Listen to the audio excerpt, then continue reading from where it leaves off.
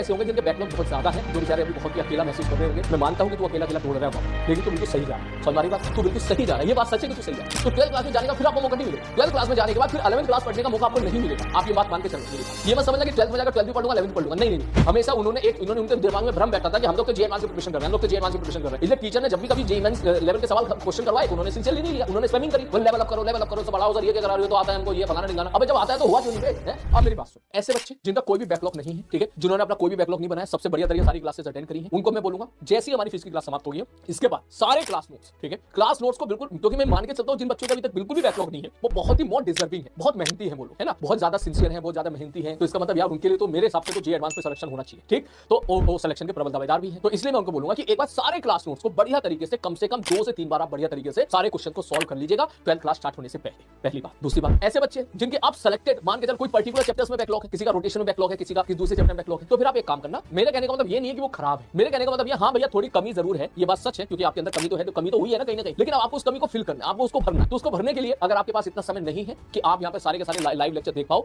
तो फिर आप मंजिल सीरीज से आप पढ़ लीजिए, ठीक है। मंजिल सीरीज में ऑलमोस्ट उतना ही कंटेंट कवर कर दिया गया, तेरा काम वहां पे चल जाएगा। मंजिल सीरीज में तेरा समय कम लगेगा और थोड़ा वहां से पढ़ के समझ के और फिर वहां से तो भैया अपने जितने भी बैकलॉग्स हैं उनको समाप्त करो। अगर आप यहाँ के लाइव लेक्चर समाप्त कर सकते हो तो सच्ची बात ही, क्योंकि लाइव लेक्चर में जो टीचर की मेंटल स्टेट होती है वो अलग होती है, ठीक। लाइव में अपन सोच के आते हैं कि आज इतना ही पढ़ाना है, आज इतना ही पढ़ाना है और इतना अच्छे से कराना है। वही मंजिल सीरीज में क्या होता है भाई, पूरा एक साथ पढ़ाना है, ठीक। जब पूरा एक साथ पढ़ाते तो हो सकता है थोड़ी बहुत 19-20 चीज वहां पे मिस हो जाए, लेकिन लाइव क्लासेस में आपको बेस्ट कंटेंट मिलेगा। तो कोशिश कीजिए आप लाइव क्लास कवर करने की। और अगर आपके पास समय नहीं है तो कोई बात नहीं, something is better than nothing, ठीक है। तू इतना नहीं कर पा रहा तो इतना कर ले, इतना नहीं कर रहा तो इतना कर ले, तो वो वहां से मंजिल से आप उसको कवर कर लीजिएगा। बात समझ में आ रही है? रिवीजन के लिए फिजिक्स में मैं बोलूंगा सबसे पहले फर्स्ट प्रायोरिटी होनी चाहिए तेरी नोट्स के बाद फिर तेरी प्रायोरिटी होनी चाहिए जेमीन्स के सवाल। पिछले 5 साल में 5 साल छोड़ 20, 21, 22, 23 छोड़ा, पिछले 4 साल में जितने जेमीन्स के सवाल आए हुए हैं वो तेरी प्रायोरिटी होनी चाहिए, और वो कम से कम 2 से 3 बार सवाल तुझे लगा लेने हैं, क्योंकि जेमीन्स जिस लेवल के सवाल पूछ रहा है, ठीक है, सबसे पहले हमको जेमीन्स 1 क्रैक करना पड़ेगा। सबसे पहले तुझे प्रूव करना पड़ेगा कि तेरी 99 परसेंटाइल जो है एक बार आ जाए, उसके बाद फिर हम लोग जे एडवांस की फाइट मारेंगे। समझ मारिए, अगले साल इसी वक्त जब तू जेमीन्स दे रहा होगा तो मैं चाहता हूं कि आप में से जितने बच्चे इस वक्त जो है बढ़िया तरीके से सबने मेहनत करी है वो सारे के सारे जेमीन्स में 99 परसेंटाइल प्लस लेके आए, ठीक। अगर वो लेके आ गए फिर तो बल्ले होगी ना एक बार, फिर तो मतलब बढ़िया एकदम, मतलब 10,000 के अंदर रैंक हमारी पक्का होगी, ठीक। अब उसके बाद फिर आप जे एडवांस के लिए प्रिपरेशन करो। जे एडवांस के फिर आपको पूरे के पूरे कम से कम 2, 6, 5 महीने मिलेंगे आपको। जनवरी में आपका पेपर हो जाएगा, फरवरी, मार्च, अप्रैल, मई 4 महीने मिलेंगे, अप्रोक्सीमेट 3 से 4 महीने, जो कि मोर देन सफिशिएंट है जे एडवांस की प्रिपरेशन के लिए। बात सुन रही है?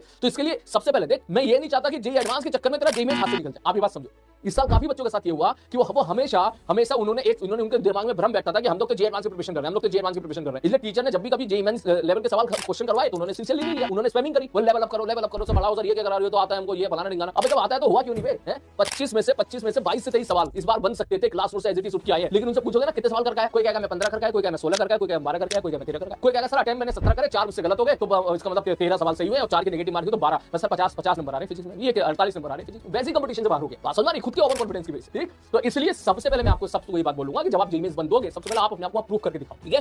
बिल्कुल सेफ एंड साइड होगा, बढ़िया तरीके से आप वहां पे सिलेक्शन निकाल के दिखा दो कि सर 99 प्लस परसेंटाइल मेरी आ गई है, मुझे बढ़िया से एनआईटी में ठीक ठाक बढ़िया ब्रांच मिल जाएगी, अब मैं जे एडवांस की प्रिपरेशन करने जा रहा हूं। क्योंकि अगर तू वहां पे 99 तो नहीं ला पा रहा है तो इसका मतलब तू जे एडवांस के लिए भी तैयार नहीं हुआ है अभी, ठीक है। तो पहले अपने आपको प्रूफ तो करो एक बार, ठीक है। तो इसलिए मैं आपसे बोलूंगा कि इस हिसाब से आपको अपनी प्रिपरेशन रखनी है कि पहले आप जो है भैया अपनी सेफ एंड साइड होगा, क्योंकि आपकी क्लास में मार्क्स बहुत ज्यादा है, बल्क बहुत ज्यादा है, ठीक है सर जी, ओके। फिर भी आपकी क्लास में कुछ अच्छे बच्चे होंगे जिनको लगता होगा कि भाई हम तो कर लेंगे, तो हम कैसे तैयारी करें, जे एडवांस की तैयारी करना चाहते हैं, तो मैंने कहा उसके लिए सबसे पहले तो क्लास नोट्स अच्छे कर ले, और क्लास नोट्स अच्छे करने के बाद फिर तो हमारे जो मॉड्यूल में जो एडवांस के एक्सरसाइजेस है वो आप लगाओ। एक्सरसाइज 4 है, एक्सरसाइज 3 एडवांस लेवल है, वो आप क्वेश्चंस लगाओ। एचसीबी के ऑब्जेक्टिव 2 लगाओ, ठीक। एडवांस के जो पीवाईक्यू आए हैं वो लगाओ, कर लेना, दैट इज सफिशिएंट। ऐसा नहीं है कुछ अलग से मटेरियल लगा, ठीक है। क्योंकि देख एडवांस का सारा खेल ये है, जो कांसेप्ट मैंने तुझे सिखाए हैं आप वो लगाना सीखो, आप वो अप्लाई करना सीखो, ये है सारा खेल एडवांस का, ठीक है। अब वो अप्लाई करने के लिए उस लेवल के सवाल करो, आप उस लेवल के सवाल आपको मॉड्यूल में मिल जाएंगे आपके, ठीक है, आपके क्लास नोट में मिल जाएंगे काफी हद तक, पीवाईक्यूज में मिल जाएंगे, जो मैंने जे एडवांस के पीवाईक्यूज वगैरह उठाए थे, जे एडवांस सेशन वगैरह उठाए थे, वो अच्छे से लगा लो। उसके अलावा अगर आपके पास समय बचता है तो ठीक है एचसीबी से कर ले, फिर तो मैं बोलूंगा जहां से जो सवाल मिले तो कर, ठीक है, जहां से तुझे सीख सकता है तो वो सीख, ठीक है मेरे भाई। ये चीजें थी। उसके अलावा और कुछ बच्चे ऐसे होंगे जिनके बैकलॉग बहुत ज्यादा है, जो बेचारे अभी बहुत ही अकेला महसूस कर रहे होंगे। हो सकता है वो अभी रोटेशन पे हो सकता है वो अभी सेंटर ऑफ मास पे हो सकता है अभी वो हीट पर हो, कोई फ्लूइड पे हो। तो मैं उनसे एक बात बोलूंगा, अगर वो मेरी वीडियो यहाँ पे देख रहे हैं इस वक्त, बेटा बिल्कुल भी पैनिक नहीं होना, बिल्कुल भी हौसला मतलब हौसला बनाए रखना है, बिल्कुल भी ऐसे नहीं होना है, डिमोटिवेट बिल्कुल नहीं होना है, ठीक है। मैं मानता हूं कि तू अकेला अकेला दौड़ रहा है वहां पर, लेकिन तू बिल्कुल सही जा रहा है। समझ मारी बात? तू बिल्कुल सही जा रहा है, ये बात सच है कि तू सही जा रहा है, ठीक है। वो ठीक है थोड़ा स्लो हो गया, इट्स ओके। अभी इतनी चीजें बिगड़ी नहीं है, अभी हमारे पास पूरा ऑलमोस्ट फरवरी और पूरा मार्च है, ठीक है। तो इसका 1 महीना तो तेरे पास कम से कम मैडम ही देख, चल तूने स्कूल के टेस्ट में भी थोड़ा बहुत टाइम इन्वेस्ट कर दिया, तो एक महीना तेरे पास है, एक महीने में तो बहुत कुछ आता है, एक महीने में तो कम से कम 30 लेक्चर तो फिजिक्स के कवर कर लेगा, और 30 लेक्चर में तो तेरी पिछले 4-5 चैप्टर निपट जाएंगे ऐसे ही, कम से कम बोल रहा हूं मैं, कम से कम, ठीक है। तो जितने बच्चे यहाँ पर ऐसे हैं जो रिकॉर्डेड देख रहे हैं, अभी कहीं हीट पर हैं, कभी फ्लूइड पर हैं, कहीं एसएचएम पर हैं, तो या कहीं ग्रेविटेशन पे है, मैं उनको बोलूंगा आप बिल्कुल बढ़िया तरीके से ऐसे पढ़ते रहो, आपके अंदर कोई कमी नहीं है, थोड़े वो स्लो हो, कोई बात नहीं, इसको कवर अप करो आराम से, कोई बात नहीं। हमारा सिलेबस 7 फरवरी को खत्म सपोज अगर होता है, तो आप अपना 30 फरवरी 28 29 30 फरवरी तो होती नहीं है, 28 फरवरी को कर ले, तो अपना मार्च में कर ले, फर्स्ट वीक को मार्च कर ले, सेकंड वीक को मार्च कर ले, मगर कर ले, छोड़ना मत, क्योंकि जब आप 12th क्लास में जाओगे ना, तो 12th क्लास में जाने का फिर आपको मौका नहीं मिलेगा, 12th क्लास में जाने के बाद फिर 11th क्लास पढ़ने का मौका आपको नहीं मिलेगा। आप ये बात मान के चलना, मेरी बात ये मत समझना कि 12th में जाकर 12th भी पढ़ लूंगा 11th भी पढ़ लूंगा, नहीं नहीं,